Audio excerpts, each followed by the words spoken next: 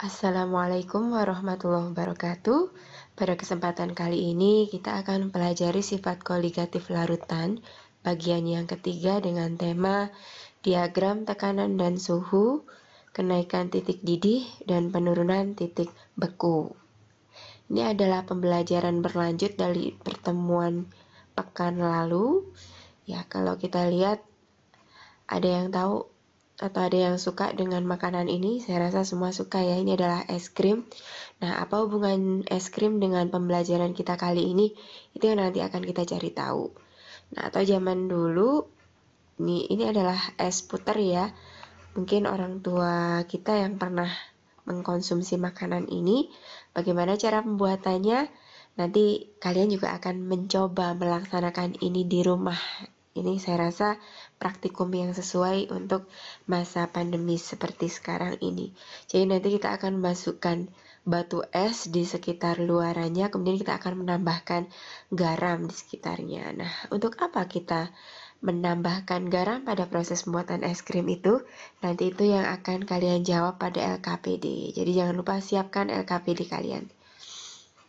Nah, ini adalah materi sifat koligatif larutan yang bagian pertama ini sudah kita pelajari di pertemuan kedua kemarin, yaitu penurunan tekanan uap yang disimbolkan dengan delta P. Ini adalah rumusnya adalah fraksi mol, yaitu disimbolkan dengan XT dikalikan dengan P0. P0-nya adalah tekanan uap pelarut murni. Nah, kemarin saya lihat masih banyak yang belum bisa membedakan rumus antara yang elektrolit dengan yang non-elektrolit. Kalau yang non-elektrolit itu rumusnya seperti ini. Kalau misalnya yang elektrolit, nanti tinggal kita menambahkan dikalikan dengan I di sini. I itu adalah faktor Van Hoff ya. Begitu juga nanti untuk rumus yang selanjutnya. Nah, hari ini akan kita belajari adalah kenaikan titik didih yang disimbolkan dengan delta TB dan penurunan titik beku atau delta TF. Nanti pertemuan selanjutnya adalah ini. Nah, kita kembali sedikit ke konsep larutan lagi karena saya melihat masih suka banyak yang lupa ya. Jadi kalau kita membuat larutan itu kan dari zat pelarut ditambah dengan suatu zat terlarut. Jadi beda antara konsep pelarut, larutan itu beda. Kalau pelarut berarti murni tanpa adanya zat terlarut. Kalau larutan berarti dia sudah mengandung zat terlarut. Nah, ternyata titik beku dan titik didih antara pelarut dengan larutan itu berbeda. Nah, inilah yang disebut dengan sifat koligatif larutan. Nah, kita tahu bahwa air itu mendidih pada suhu 100 derajat Celcius. Dan air membeku pada suhu 0 derajat Celcius. Itu semuanya pada tekanan 1 atmosfer ya. Kalau misalnya tekanannya berbeda, maka dia akan menghasilkan titik beku dan titik didih yang berbeda pula. Tuh. Nah, kita lihat diagram tekanan dan suhu di sini. Ini adalah sumbu Y yang menunjukkan tekanan. Kemudian di sini adalah sumbu X yang menunjukkan suhu. Ya.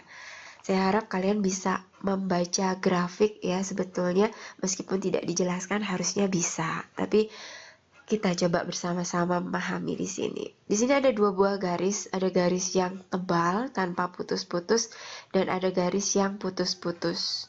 Garis yang tebal ini menunjukkan garis untuk pelarut murni. Pelarut murni itu tidak harus air. Kalau misalnya kita buat larutan garam, mungkin pelarut murninya adalah air dan larutan garamnya berarti di sini dia. Kalau kita lihat grafiknya melebar.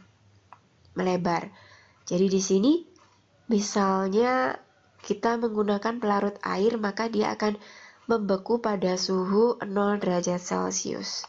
Dan di sini mendidih pada suhu 100 derajat Celcius. Ini untuk air. Nah, untuk larutan, maka dia akan mengalami yang namanya kenaikan titik didih. Jadi dia akan lebih tinggi dari 100 derajat Celcius. Itu sebabnya ada selisih di sini. Selisih antara titik didih pelarut murni dan titik didih larutannya. Itulah yang disebut dengan delta TB atau kenaikan titik didih, B-nya dari boiling ya. Nah, sebaliknya apabila dia mengalami pembekuan nih ya, untuk titik beku air adalah 0 derajat Celcius. Nah, apabila kita tambahkan gula atau garam di dalamnya, maka di sini dia akan mengalami lebih rendah, yaitu penurunan. Makanya disebut dengan delta TF. F itu dari freezing. Jadi ini titik beku air. Nah, titik beku larutannya akan lebih rendah. Makanya nanti rumusnya adalah di sini dia mengalami penurunan, makanya nanti dikurangi. TF-nya air dikurangi dengan selisihnya, dapatlah titik beku larutan. Nah, selanjutnya kita lihat di sini rumus dari kenaikan titik didih. Kenaikan titik didih di sini rumusnya adalah delta TB sama dengan KB dikalikan dengan M. Ya. Untuk delta TB ini adalah kenaikan titik didihnya, KB-nya adalah tetapan titik didih, M-nya adalah konsentrasi larutan dalam molal. Pada pertemuan pertama, kalian sudah mempelajari tentang molalitas ini. Nah, sekarang nanti kalian akan melakukan perhitungan. Ini ya. Jadi KB-nya adalah tetapan titik didih. Nah, dengan rumus yang sama untuk penurunan titik beku. Delta TF itu rumusnya adalah KF dikalikan dengan M. Ya, rumusnya mirip ya. Kalau yang ini delta TB, KB dikalikan dengan M. Kalau yang ini delta TF, KF dikalikan dengan M. Bedanya, kalau KB adalah tetapan titik beku, kalau misalnya, tetapan KB itu boiling ya, tetapan titik didih, sedangkan KF adalah tetapan titik beku. Nah, nanti akan kita praktekkan dalam perhitungannya. Kita lihat contoh soalnya ya. Ini saya berikan contoh yang pertama adalah untuk larutan non-elektrolit. Soalnya adalah tentukan titik didih dan titik beku dari 30 gram urea. Urea dengan rumus senyawa CONH2 2 kali dalam 500 gram air. Nah, KB air adalah 0,52, KF-nya adalah 1,86. Nah, bagaimana cara menentukan titik didih larutan? Seperti tadi yang sudah diberikan rumusnya, delta TB itu adalah M kali KB. Jadi kita cari molalitasnya dengan rumus yang sudah pernah kalian hitung waktu di awal pertemuan. G per MR dikali 1000 per P. P di sini adalah massa pelarutnya. Kalau dia air berarti pelarutnya air. Kita masukkan di sini 500. Jadi 30 dibagi dengan 60. Dari mana 60? 60 itu adalah MR urea. Dari kelas 10 kalian sudah bisa ya menghitung MR. Tinggal ditambah saja ARC tambah RO tambah RN sama RH. Dapatlah 60. Nah, dikali dengan 1000 dibagi 500. Karena masanya airnya adalah 500, dapatlah 1 molal. Sehingga delta TB-nya, karena rumusnya adalah M kali KB, M-nya adalah 1, KB-nya adalah 0,52. Ya, sehingga dapatnya adalah 0,52. Artinya, besarnya kenaikan titik didihnya adalah sebesar 0,52. Apakah soalnya sudah terjawab? Belum, karena ditanya adalah titik didih larutan.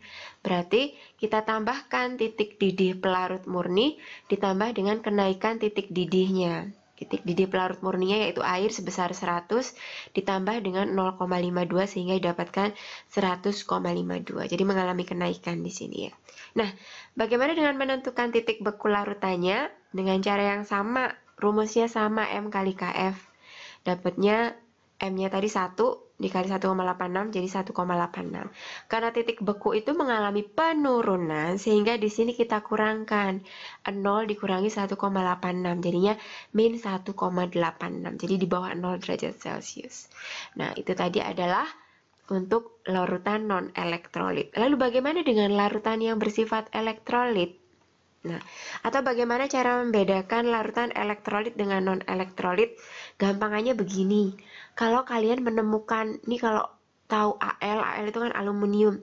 Kalau ada ium-iumnya berarti itu ada logamnya. Kalau ada logamnya berarti dia terindikasi dia adalah larutan elektrolit. Jadi di sini ada 27,6 gram aluminium sulfat dilarutkan dalam 250 gram air. Pertanyaannya dia akan membeku pada suhu berapa? Karena dia larutan elektrolit, berarti dia bisa terionisasi. jadi Al3+, dan SO4 2-. Bagaimana cara menghitung muatannya? Nah, ini muatannya dari 2 ditambah dengan 3, dapatlah 5. Bagaimana dengan faktor Van Hoff-nya? Rumusnya adalah I sama dengan 1 ditambah N-1 dikalikan dengan alfa. Sehingga 1 ditambah 5 dikurangi 1, 4 dikali 1, 4 tambah 1 balik lagi ke 5 ya.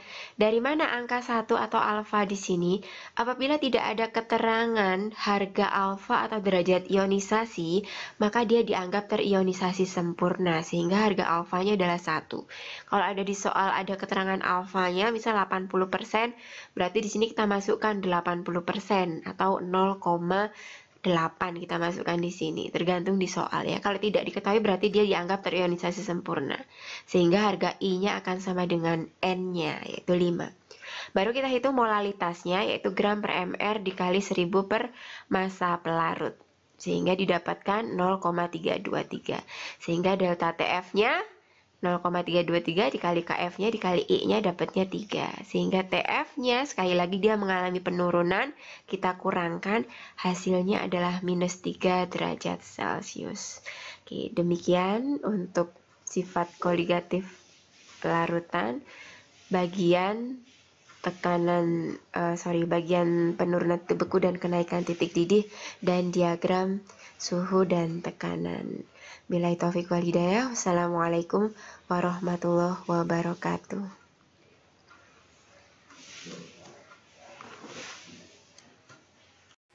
Assalamualaikum warahmatullahi wabarakatuh. Hari ini kita akan praktek membuat es krim dengan bahan-bahan susu UHT, boleh merek apa saja ya. Ini saya pakai low fat soalnya lagi diet. Ya. Kemudian di sini ada plastik klip ya. Kemudian kita siapkan batu es yang sudah dihancurkan. Kemudian kita gunakan garam. Satu lagi kita siapkan wadah. Setelah kita siapkan wadah, kemudian kita masukkan batu esnya ke dalam wadah. Lalu kita masukkan susunya, kita kubur ya.